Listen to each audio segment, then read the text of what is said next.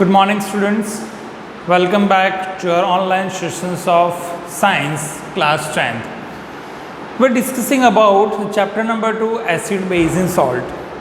In the previous lecture, we're discussing about what are the general characteristics of acid, what are the general characteristics of base, how we can be identify the solution is acidic, how we can be identify the solution is basic.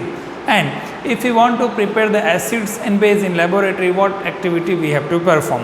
That is the general description we have discussing into the previous lectures.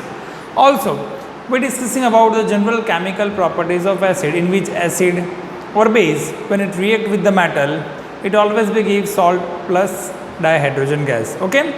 Any metal that react with the oxygen, that metallic oxide, any non-metal that react with the oxygen, non-metallic oxide. Also, we have to discussing about any metallic substances of acidic in a form of metal carbonate or metal hydrocarbonate, it always will gives you H2O, CO2 plus salt. This is a general description that we have to discussing in the previous class. Now, today we are discussing about the first process, that is called neutralization process. Now, what do you mean by the neutralization process? Generally, when the acid and base but react with each other, it generally forms salt and water. Simple. When any acidic formation of acid and base that react with each other, will always be produce salt and water. That reaction is called neutralization reaction. It may be a strong acid or may be a strong base. It may be a weak acid or it may be a weak base. It may be a strong acid, weak base, a strong base, weak acid, whatever. If you react acid and base to each other, it generally forms a salt and water. That reaction is give a neutralization reaction. For example, like we consider sodium hydroxide NaOH, sodium hydroxide NaOH, and sodium hydroxide NaOH is a part of a base, and when react with the H2SO4, when or maybe react with the HCl, sulfuric acid. So NaOH is a strong base that react with the 2HCl. It is also a strong acid. When NaOH plus 2HCl that react with each other, that forms a NaCl plus H2O. Simple formation, NaCl plus H2O, 2 NaCl plus H2O. This is a general description कि कभी भी acid और base एक दूसरे के साथ react करते हैं, they always be formed a acidic form of salt or maybe a basic form of salt, depend on to the which type of acid and base you have to taken. But you have to always be there as a reactant, acid and base there, always the product is called salt and water. That reaction is called neutralization reaction.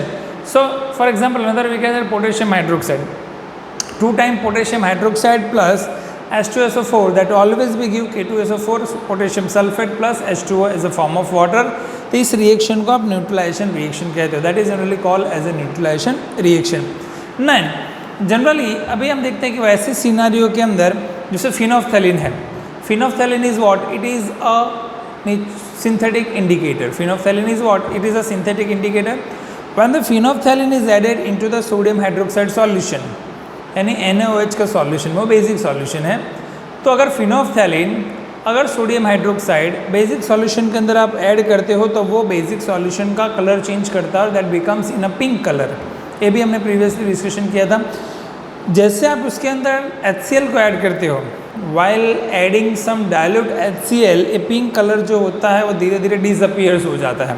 Simple एक example दे रहा हूँ कि when in a sodium hydroxide solution, NaOH के solution के अंदर अगर आप phenolphthalein को ऐड करते हैं तो फिनोफ्थैलिन क्या करता है, वो इस सोडियम हाइड्रोक्साइड के सॉल्यूशन के कलर को चेंज करता है और वो पिंक कलर में कन्वर्ट करता है. अगर वही पिंक कलर के अंदर सॉल्यूशन में अगर आप डाइल्यूट HCl को ऐड करते हैं, हाइड्रोक्लोरिक एसिड को, तो कलर जो है वो डिसअपियर्स हो जाता है. इसका रीज़न क्या है? इसका रीज़न होता है colour change in the neutralization. वो क्या कर देता है? उसको न्यूट्रलाइज कर देता है. यानी कि जैसे बेसिक सॉल्यूशन के अंदर अगर आप एसिडिक मीडियम के सॉल्यूशन को ऐड करते हैं, व्हेन एसिड यानी कि HCl जैसे उसके अंदर ऐड होता है, वो सॉल्यूशन न्यूट्रलाइज हो जाता है, जिसको न्यूट्रलाइजेशन प्रोसेस हम कहते हैं. That is called neutralization process. तो एक सिंपल एक्सप्लेनेशन हो गया. अभी एक मैंने दिया है कि कॉपर ऑक्साइड है. कॉपर ऑक्साइड का रिएक्शन अगर आप HCl के साथ करते हैं तो आपको क्या मिलता है वहाँ पे? ये आपका फॉर्मेशन जो है उसका कॉपर का क्लोरीन का फॉर्मेशन. तो इस क्वेश्चन के अंदर दिया है कि copper oxide when that react with the dilute hydrochloric acids, अगर HCl क्या है आपका एसिडिक फॉर्म है, और कॉपर ऑक्साइड, कॉपर क्या है मेटलिक फॉर्म है, तो मेटल का ऑक्साइड है।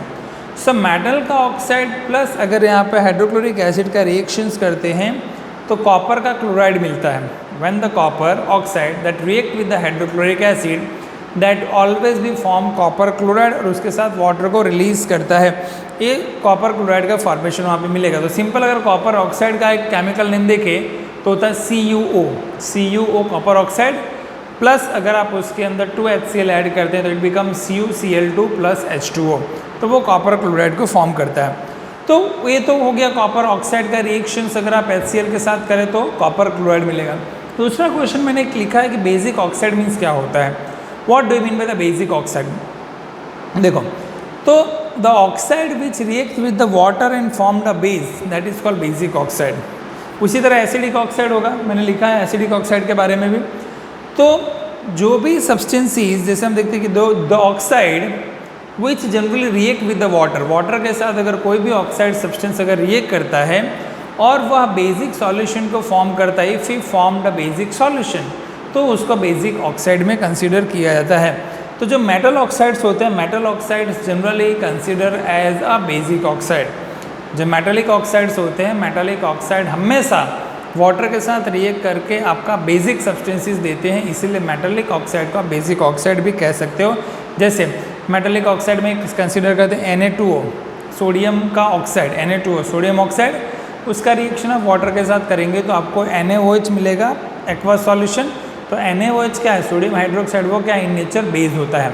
तो वैसे ही अगर आप देखें तो Na2O है, MgO है, CaO है, ZnO है, BaO है, ऐसे सारे सब्सटेंसेस जो होते हैं वह बेसिक नेचर के होते हैं। तो सब्सटेंसेस जो बेसिक सब्सटेंसेस होते हैं, यानी कि जो ऑक्साइड को अगर आप वाटर के अंदर डिसॉल्व करते हैं किसी भी सब्सटेंस का, और अगर उसका फॉर्म वो बेसिक देता है तो उस ऑक्साइड को आप बेसिक ऑक्साइड में कंसिडर करते हो। ठीक है, तो ये हो गया बेसिक ऑक्साइड के बारे में। दूसरा जो है वो है एसिडिक ऑक्साइड। एसिडिक ऑक्साइड में क्या होता है, जैसे अभी बेसिक ऑक्साइड में मेटालिक सब्सटेंस यूज होते हैं, वैसे तो oxide which react with the water and form a acidic substance, तो उसको आप एसिडिक ऑक्साइड कहोगे। The oxide which react with the water and form the acidic medium, तो आप उसको एसिडिक ऑक्साइड कहते हैं, that is generally called as a acidic oxide. Acidic oxide के अंदर जैसे आप देखिए तो नॉन मेटालिक सब्सटेंसेस ज़्यादा यूज़ होते हैं। नॉन मेटालिक सब्सटेंसेस में कार्बन है, उसके अलावा सल्फर है, ऐसे सारे सब्सटेंसेस इसके ऑक्साइड, कार्बन के ऑक्साइड, सल्फर के ऑक्साइड, ये सब अगर वाटर के साथ रिएक्ट करेंगे तो सल्फरस एसिड है, कार्बोनिक एसिड है, ऐसे सब्सटेंसेस प्रिपेयर करते हैं, तो आप उसको एसिडिक ऑक्साइड कहते हो। तो एसिडिक सब्सटेंस बनाने के लिए हमें नॉन मेटल का ऑक्साइड प्लस वाटर करना पड़ेगा, और बेसिक सब्सटेंस बनाने के लिए हमें मेटल ऑक्साइड प्लस वाटर का यूज़ करना पड़ेगा। तो ये आपके होते हैं एसिडिक ऑक्साइड और बेसिक ऑक्साइड के बारे में।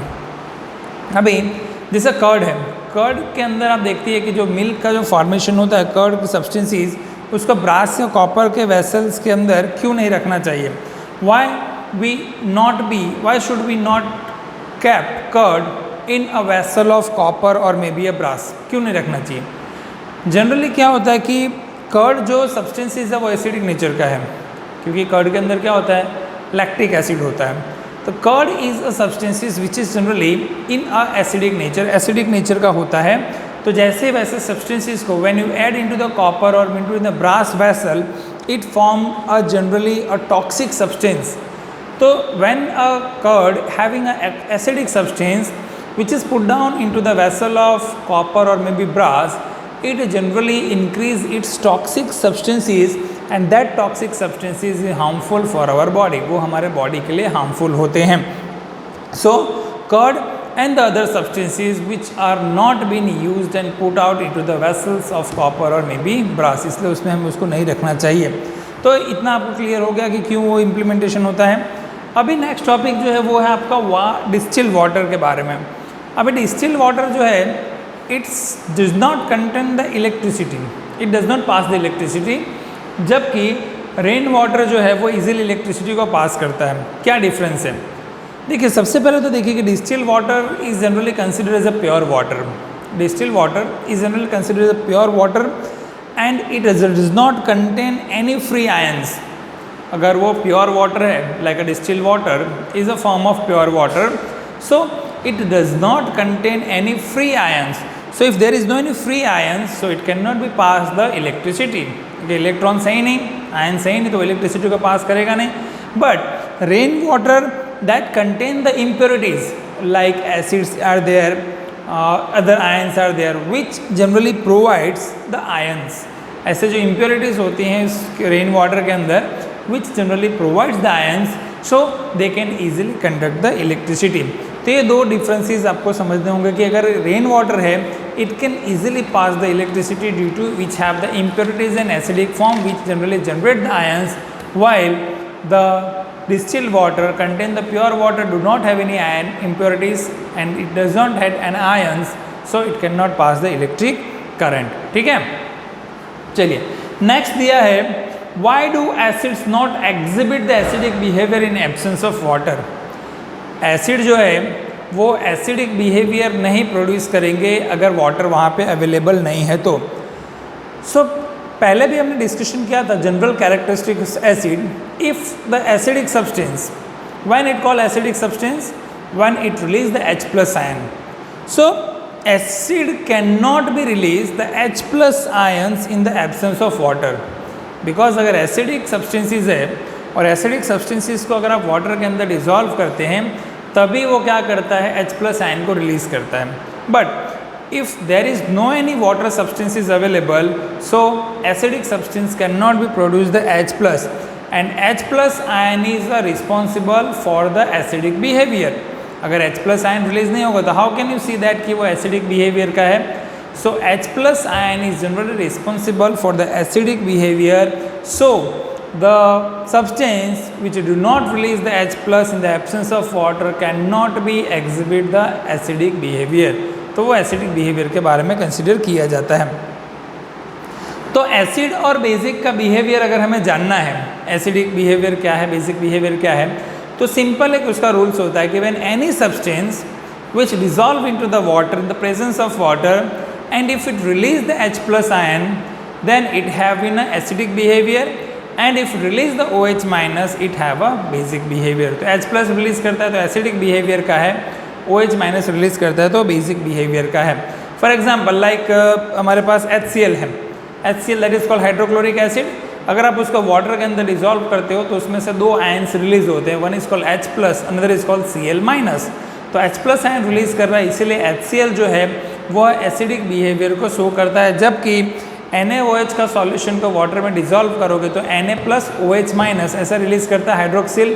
तो जो हाइड्रोक्सिल फॉर्मेशन OH माइनस जो है वो बेसिक सब्सटेंसेस को इम्प्लीमेंट करता है. तो ऐसे हम एसिडिक और बेसिक का बिहेवियर को जान सकते हैं. तो ये एक सिंपल आपका प्रोसेस फॉर्मेशन में रहता है, इसमें हम कंसिडर करते हैं. अभी another topic is called a dilution process. अभी डायल्यूशन प्रोसेस क्या है, डायल्यूशन रिएक्शन क्या है, वो हमें समझना है.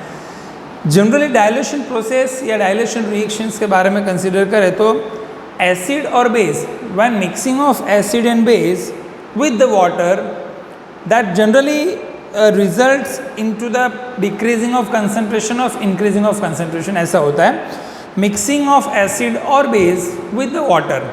अगर आप एसिड को वाटर के साथ ऐड करते हो या बेस को वाटर के साथ ऐड करते हो तो उसमें क्या होता है कि एसिड की कंसंट्रेशन और बेस की कंसंट्रेशन, जिसमें एसिड की कंसंट्रेशन H3O प्लस होती है और बेस की कंसंट्रेशन OH माइनस होती है, पर यूनिट वॉल्यूम इंक्रीज या डिक्रीज होता है. ठीक है, when you add water with the acid और with the base, on that time the concentration of acidic solution H3O plus और may be a basic solution OH minus, इसकी concentration धीरे धीरे डिक्रीज होती है. जितना ज़्यादा वाटर ऐड करते जाओगे उतना ज़्यादा कंसंट्रेशन ऑफ एसिडिक मीडियम और basic medium that can be decreases, उतनी कम होती जाएगी उसकी concentration per unit of volume. तो इस प्रोसेस को डायल्यूशंस कहा जाता है और इससे जो एसिड और बेस बनता है उसको डायलूटेट कहा जाता है. जैसे अभी याद हो diluted sulphuric acid, diluted HCl, diluted HNO3. तो डायलूटेड मतलब क्या कि कभी भी एसिड को वाटर के साथ या बेस को वाटर के साथ रिएक्ट करते हो, उसके अंदर अगर आप वाटर ऐड करते हो, इस एसिडिक मीडियम के अंदर वाटर ऐड कर रहे हो या बेसिक मीडियम के अंदर वाटर ऐड कर रहे हो, तो वैसे सिचुएशन में जो कंसंट्रेशन होती है एसिड बेस की, जो H3O प्लस है OH माइनस है, वो डिक्रीज होने लगती है. तो डिक्रीज होने लगती है इसीलिए इस प्रोसेस को डायल्यूट कहते हैं. और इसमें से जो एसिड और बेस बनता है उसके डायल्यूटेड एसिड या डायल्यूटेड बेस के फॉर्मेशन में कहा जाता है. जैसे कंसनट्रेटेड फॉर्म हम जो लैब में यूज़ करते हैं वो कंसनट्रेटेड दिया रहता है, उसमें से हम उसको डायल्यूट में कन्वर्टेड करते हैं, ठीक है।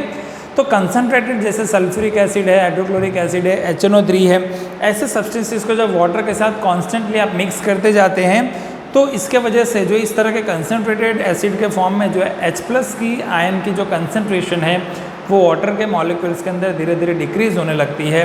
तो इस प्रोसेस को डाइल्यूशन प्रोसेस कहते हैं, that is called as a dilution process, ठीक है। तो जो HCl है या फिर HNO3 है या फिर आप देखिए ये सारे जो सब्सटेंसेस है which generally release the H+ ion in their aqueous solution, HCl, HNO3, H2SO4 इस तरह के जो सॉल्यूशन है उनको वाटर के साथ डिसॉल्व करने पे H+ के आयन को रिलीज करते हैं, तो ये एसिडिक कैरेक्टर शो कर रहे हैं। उसी तरह NaOH है, KOH है, ऐसे सारे सब्सटेंसेस वाटर के अंदर डिसॉल्व करने पे OH- को रिलीज करते हैं, इसीलिए बेसिक कैरेक्टरिस्टिक्स के होते हैं। तो this are the general description. अभी जो एक टॉपिक और हम डिस्कशन कर लेते हैं, इस टॉपिक को कहते हैं pH स्केल।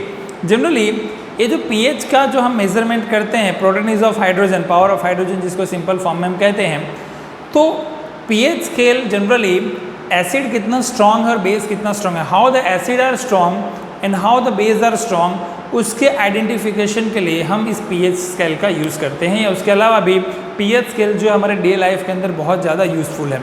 तो आज हम केवल इस pH स्केल के बारे में डिस्कशन करते हैं, उसके बाद ये हमारे डेली लाइफ के अंदर कितना ज़्यादा यूज़फुल है उसके बारे में डिस्कशन करते हैं। पहले तो what do you mean by the pH scale, मैंने लिखा है कि right a short note on pH scale. pH scale में मैंने एक आपको रेक्टेंगुलर बॉक्स ड्रॉ किया है जिसका लेफ्ट हैंड साइड 0 है, मिडल 7 है, राइट हैंड साइड 14 है और बी यहाँ पर लेफ्ट हैंड साइड H+, इधर OH- है। इधर बेसिक सब्सटेंस इंक्रीज हो रहा है, उधर acidic substance increase. Left hand side जो होता है वह एसिडिक इंक्रीज होता है, राइट हैंड साइड आपका बेसिक सब्सटेंस इंक्रीज होता है। तो आप कैसे pH वैल्यू के बारे में एक्सप्लेन कर सकते हैं। तो अ स्केल, pH स्केल क्या है? A scale which generally used to measuring the concentration of hydrogenium ion और may be the hydroxide ion into the solution, that is generally called as a pH scale. Generally a scale which is used to measure the hydrogen ion concentration in a solution, that is generally called as a pH scale। तो हमारे solution के अंदर hydrogen ion की concentration कितनी है, it means H+ या H3O+ ion की concentration कितनी है, उसको मेज़र करने के लिए जो हम स्केल का यूज़ करते हैं वो pH स्केल में कंसिडर किया जाता है। यहाँ पे P जो है वो स्टैंड्स करता है प्रोटेंजा, यानी कि आपका जो फॉर्मेशन होता है पावर्स ऑफ, इसको हम सिंपल टर्म्स में समझे तो जर्मन का फॉर्मेशन होता है विच इंडिकेट्स द पावर। ये जर्मन वर्ड्स होता है जिस इंडिकेट द पावर।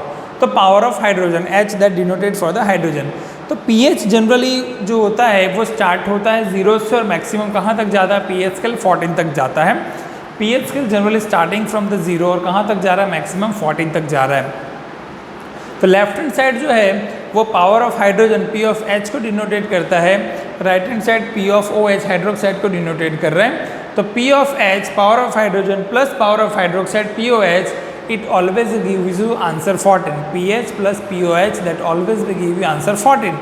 सो अगर ऐसे सॉल्यूशंस में हम देखिए तो जो वैल्यू लेस देन 7 है, अगर आप देखिए 0 to 7, the value which generally represent the lower than 7, it having always be the acidic medium, and the value which have the higher than 7, it always be having the basic solution। तो 7 से कम होंगे वो acidic solutions होते हैं pH value में, और अगर 8 से 14 के बीच में है तो वो बेसिक सॉल्यूशंस होते हैं, और अगर 7 आ रहा है तो वो न्यूट्रल सब्सटेंसेस होता है, it is a form of salt, तो वो न्यूट्रल सब्सटेंसेस में आप उसको कंसिडर कर सकते हैं। तो pH का जो मेन फॉर्मेशन होता है कि pH इंक्रीज अगर 7 to 14 के बीच में हो रहा है तो वो क्या करता है, वो OH- की कंसंट्रेशन को इंक्रीज कर रहा है।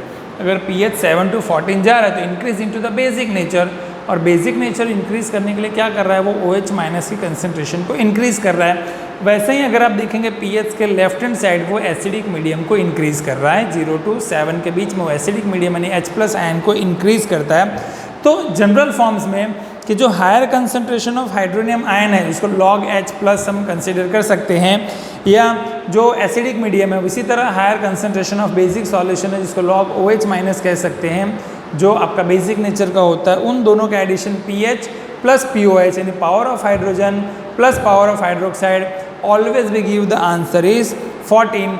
तो POH अगर लिखना है तो minus log 10 base OH minus, और pH की वैल्यू अगर लिखनी है as a formation minus log 10 base H plus, तो ऐसे फॉर्मेशन में आप इसको फाइंड आउट कर सकते हो।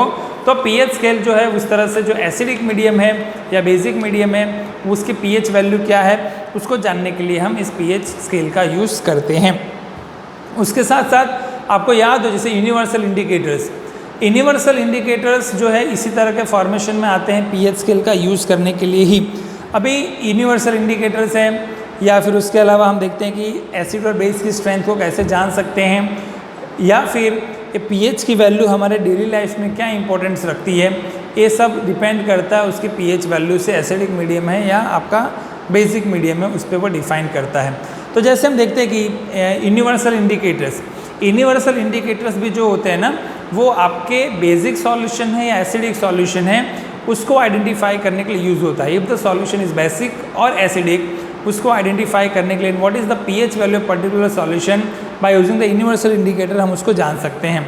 अब यूनिवर्सल इंडिकेटर के अंदर क्या होता है कि universal indicator is generally a mixture of several indicators, उसमें एक से ज़्यादा अलग अलग तरीके के इंडिकेटर्स मिक्स होते हैं। अब इस यूनिवर्सल इंडिकेटर्स के अंदर कि हमें जानना हो if you want to know how much amount of quantity of the hydroxyl और हाइड्रोनियम आयन उस सॉल्यूशन के अंदर है वो हम pH इस इंडिकेटर से जान सकते हैं। यानी उस सॉल्यूशन के अंदर जो हाइड्रोक्सियम आयन है या हाइड्रोनियम आयन है उसकी कंसंट्रेशन कितनी है वो अगर हमें जानना है तो उसके लिए हम यूनिवर्सल इंडिकेटर का यूज़ करते हैं। Universal indicator that allows different type of colors onto the different type of the concentration of hydroxyl ion और हाइड्रोनियम आयन।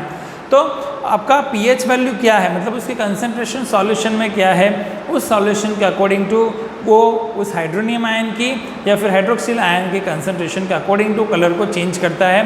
तो यूनिवर्सल इंडिकेटर एक छोटा सा ड्रॉप बॉक्स होता है जिसके अंदर लिक्विड सिंथेसाइजेशन होता है, उसको आप सॉल्ट या बेस के सॉल्यूशन को ऐड करोगे तो उसके हिसाब से उसका कलर चेंज होता है। ऑलरेडी उस बॉक्स पे स्ट्रिप्स दिए रहते हैं कि पिंक कलर है, येलो कलर है, वाइट है, ब्लैक है, ब्लू है, कौन सा कलर का है, उस कलर के अकॉर्डिंग टू वहाँ पे pH वैल्यू डिफाइन की रहती है। जैसे आप यूनिवर्सल के 2-3 ड्रॉप्स को उसमें सॉल्यूशन में ऐड करते हो तो उसका कलर चेंज होता है, उससे हम उसकी कंसंट्रेशन को जान सकते हैं। तो क्लियर, इतना आज हमने डिस्कशन किया है। व्हेन वी मीट टुमारो, कल हम जब मिलेंगे तो pH वैल्यू हमारे डे लाइफ के अंदर कैसे यूजफुल है इसके बारे में डिस्कशन करेंगे। तो स्टूडेंट्स प्लीज़ ये आपने जो पढ़ा है उसको रिवाइज करें, नोट्स बनाएं। When we meet tomorrow will discussing about how the pH are useful for our in daily life. So take care, bye.